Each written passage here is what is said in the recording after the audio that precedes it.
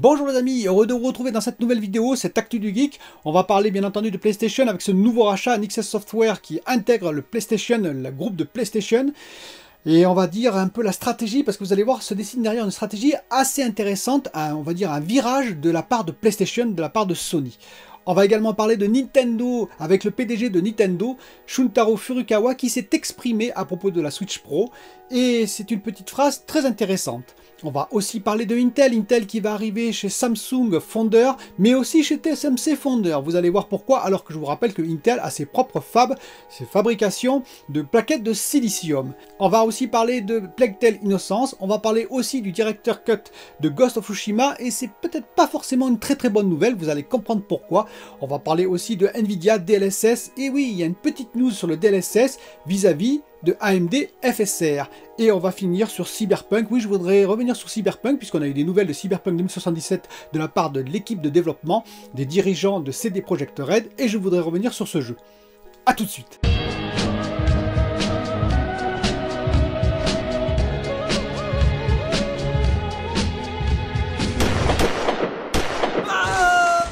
Alors vous avez vu que Nixxes Software va intégrer, l'équipe de PlayStation va intégrer les studios PlayStation.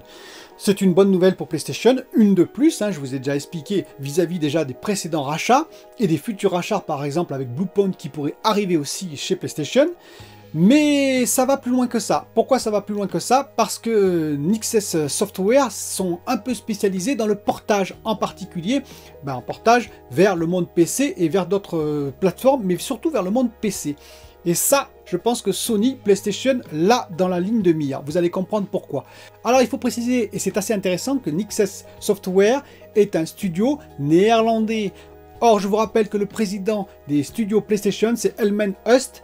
Elmen Hust, qui était avant le directeur du studio Guerrilla Games. Guerrilla Games, studio néerlandais aussi. Donc je pense qu'ils se connaissaient, je veux dire qu'ils connaissaient déjà bien les personnes qui étaient dans Nixxes Software en l'occurrence, et ce rapprochement a été d'autant plus facilité. Alors pourquoi je dis que c'est une nouvelle stratégie, un tournant de stratégie de la part de PlayStation? Eh bien parce qu'avant PlayStation, ils étaient dans leur monde, c'est-à-dire qu'ils étaient un peu comme Nintendo, ils faisaient des jeux pour PlayStation, ils faisaient des exclus pour les PS, PS5, PS4, etc., etc. Ils ne sortaient pas leurs exclus sur d'autres plateformes ou rarement.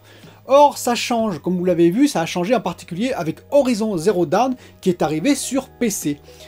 Et je pense que c'est très intéressant parce que ça va s'accentuer pour moi. C'est-à-dire que toutes les exclus vont petit à petit passer sur PC.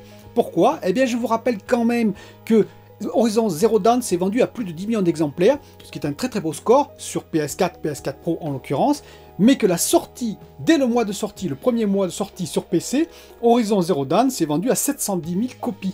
710 000 copies, alors peut-être à 50 €, et 710 000 copies, c'est un très joli score, parce que je vous rappelle quand même que même s'il ne récolte que 20 €, imaginons 20 €, Sony, PlayStation, eh bien multiplié par 710 000 copies, ça commence à faire un bon paquet d'argent.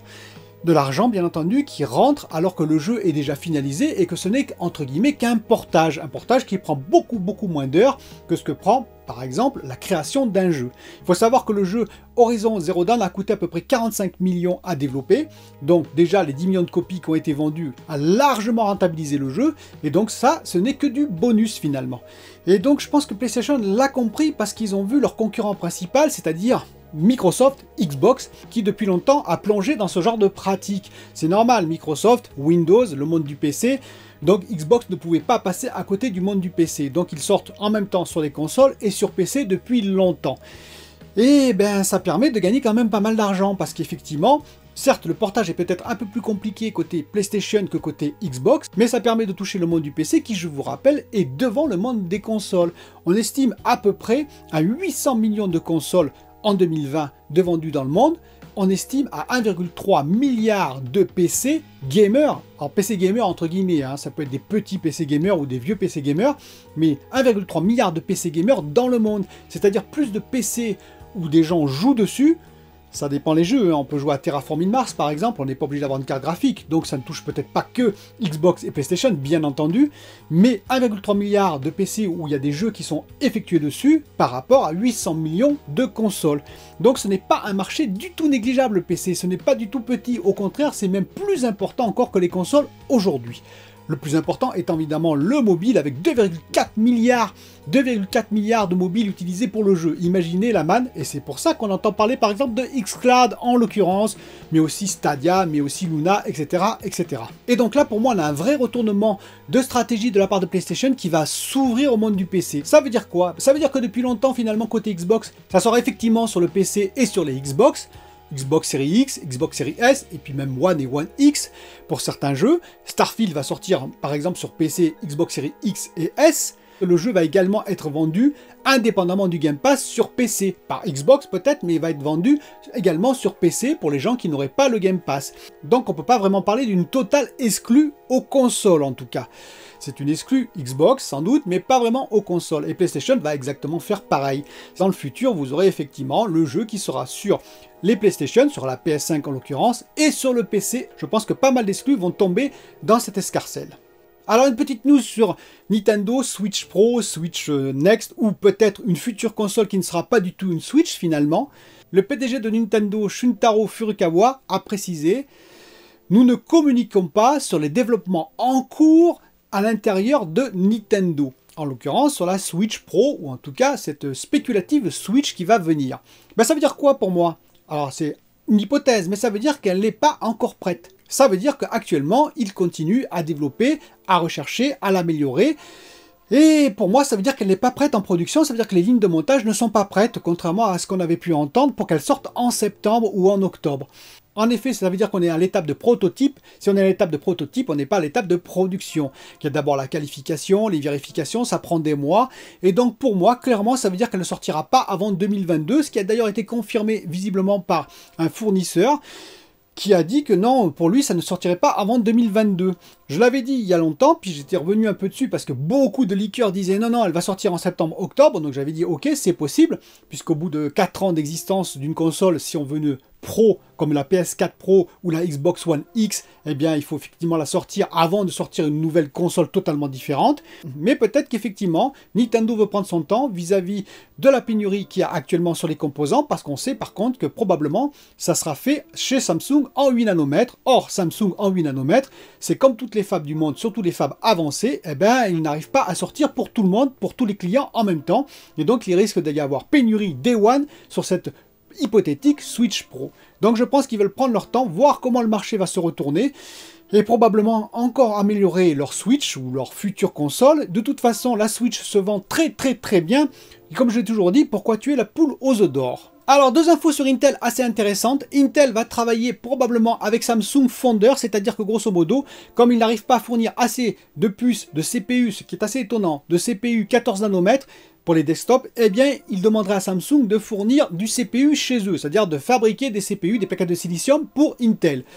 Alors, il faut savoir que Samsung et Intel travaillent bien en collaboration, puisque Samsung fait beaucoup de mémoire, et que bien entendu, plus se vend des processeurs Intel, ou d'ailleurs AMD, plus il peut se vendre aussi des mémoires Samsung, ce qui est toujours intéressant pour Samsung.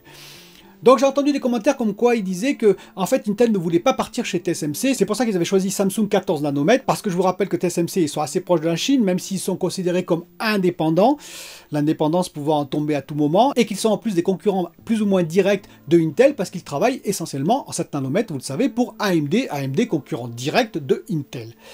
Eh bien cette information est plutôt fausse, parce qu'on a appris en même temps que Intel allait travailler avec TSMC, et oui, en 3 nanomètres. Vous savez, le 3 nanomètres qui va bientôt arriver en 2022, eh bien, il y a deux clients principaux, c'est Apple, je vous l'ai toujours dit, Apple, et aussi Intel. Et oui, Intel installerait apparemment ses CPU, mais ces CPU pour PC portable, eh bien, il fabriquerait ces CPU chez TSMC en 3 nanomètres.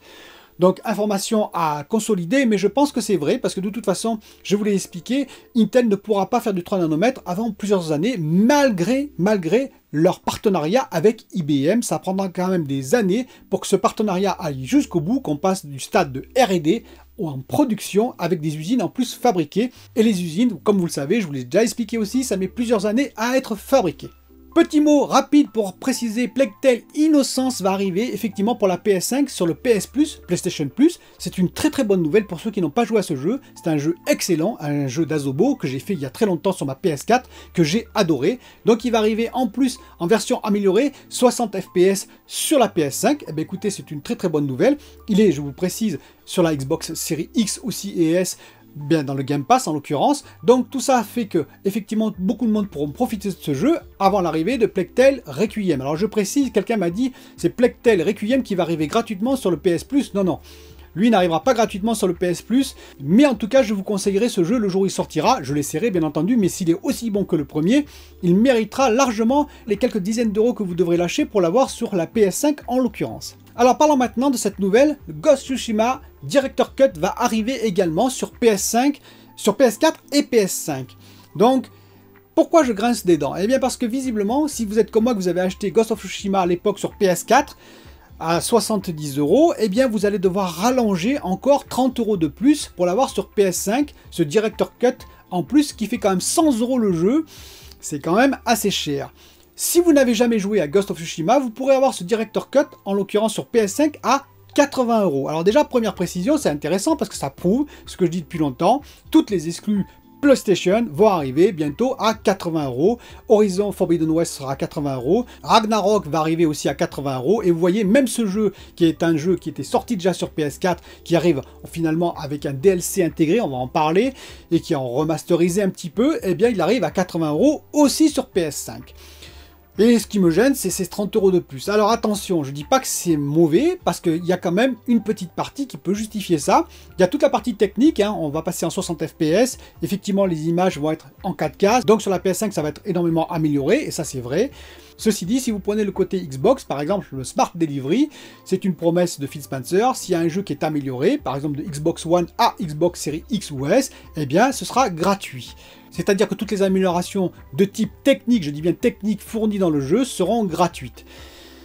Alors là, ben, l'astuce de PlayStation, c'est que le Director Cut, qu'est-ce qu'ils ont fait? Ils ont rajouté quand même quelque chose qui pourrait s'apparenter à un DLC, une nouvelle île à visiter, qui pourrait prendre plusieurs heures de jeu.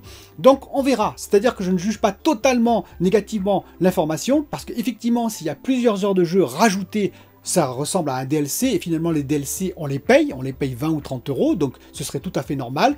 C'est à vérifier si simplement le contenu qui est rajouté est suffisamment important pour justifier ces 30 € de plus. C'est là ma question, dites-moi ce que vous en pensez en commentaire, n'hésitez pas.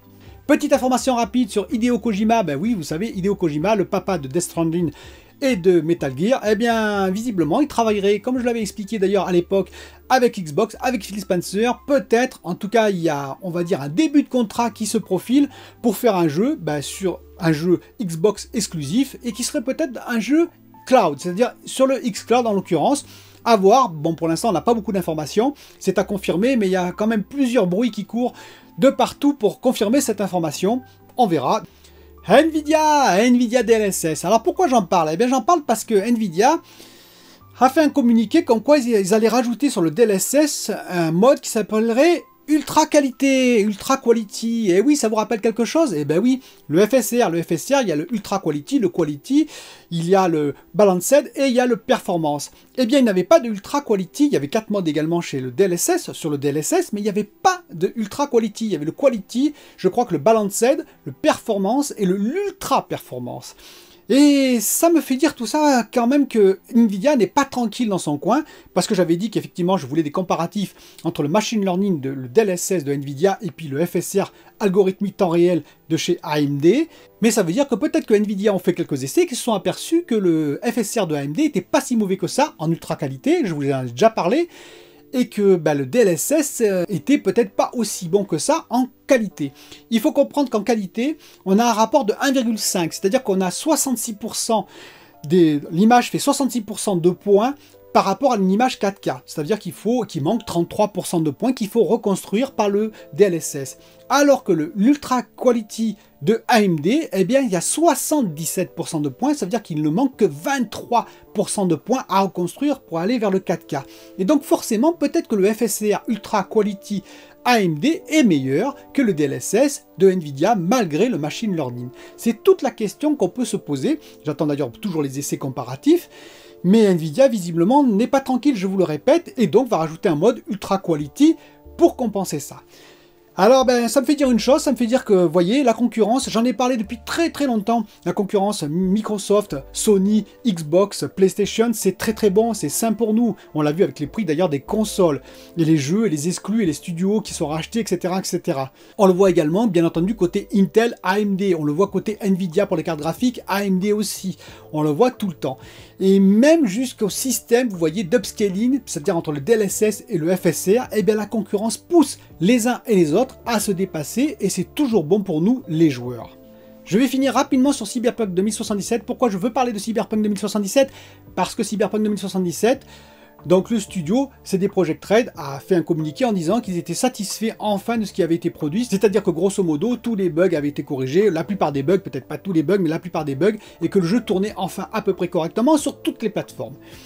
Alors moi, ce qui me gêne là-dedans, c'est que malheureusement, c'est un grand jeu. Et oui, Cyberpunk 2077, c'est un grand jeu. Ils ont fait deux erreurs, c'est des Projekt Red pour moi. La première erreur, c'est d'avoir trop annoncé à l'avance et d'avoir été trop ambitieux sans avoir développé, c'est-à-dire qu'avant que les développeurs aient pu tester et pu dire oui ou non on pourra le faire, ils ont annoncé plein de choses et il y a une partie qui a été coupée parce que ce n'était pas réalisable, en tout cas pas réalisable si on ne rajoutait pas 10 années de développement, un peu comme Star Citizen par exemple.